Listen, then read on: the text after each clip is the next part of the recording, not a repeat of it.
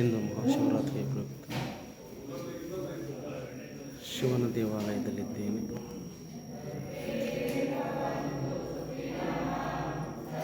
ಮತ್ತು ಜಾಗರಣೆ ಪ್ರಯುಕ್ತ ಶ್ರೀ ಮಲ್ಲಿಕಾರ್ಜುನ ಟ್ರಸ್ಟ್ ವತಿಯಿಂದ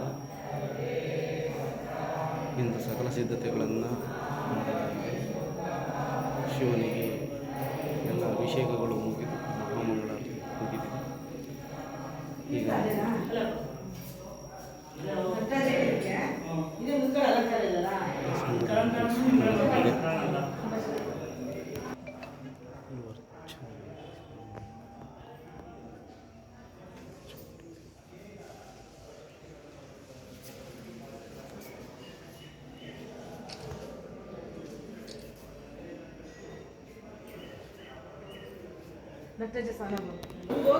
ಈಗಾಗಲೇ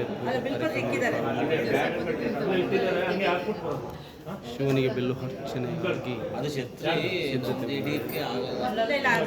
ಬಂದವರು ಬಿಲ್ಲು ಪತ್ರ ಎಲೆಗಳನ್ನು ಅರ್ಪಿಸಿ ಪರಮಾತ್ಮನಿಗೆ ಶ್ರೀ ಲಕ್ಷ್ಮೀ ವೆಂಕಟೇಶ್ವರ ಸ್ವಾಮಿ ದೇವಸ್ಥಾನ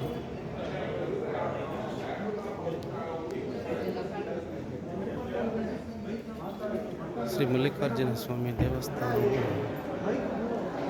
ಶೃಂಗಾರಗೊಂಡಿದೆ.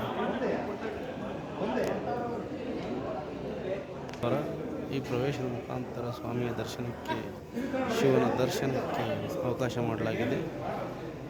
ಶಿವನ ದರ್ಶನ ಮಾಡುವಂತಹ ಭಕ್ತಾದಿಗಳು ಎರಡೆರಡು ಬಿಲ್ವಪತ್ರೆಗಳನ್ನು ಶಿವನಿಗೆ ಅರ್ಪಿಸಿ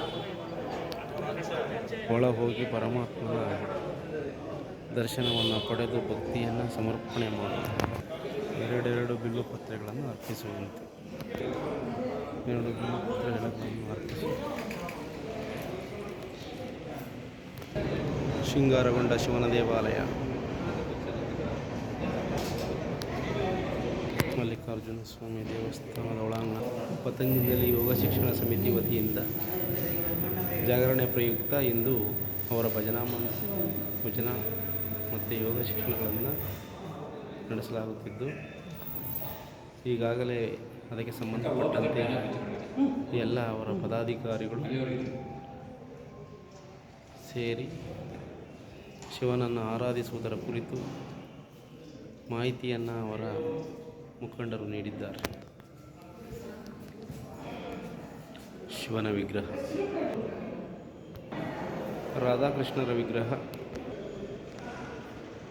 ಪತಂಜಲಿ ಯೋಗ ಶಿಕ್ಷಣ ಸಂಘದ ವತಿಯಿಂದ ಭಜನೆಗಳು, ಮಲ್ಲಿಕಾರ್ಜುನ ಸ್ವಾಮಿ ದೇವಸ್ಥಾನದ ಗೋಪುರ, ಶಿವರಾತ್ರಿ ಹಬ್ಬದ ಪ್ರಯುಕ್ತ